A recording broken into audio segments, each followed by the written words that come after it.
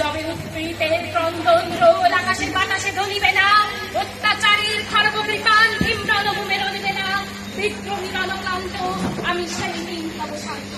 মাননীয় মডারেটর, সকলকে জানায় আমার পক্ষ থেকে আন্তরিক শুভেচ্ছা ও সালাম। আসসালামু আলাইকুম। বিতর্ক চলছে, বিতর্কের আজকের বিষয় নির্ধারণ করা হয়েছে নৈতিক শিক্ষার অভাবে দুর্নীতির বিস্তার ঘটায়।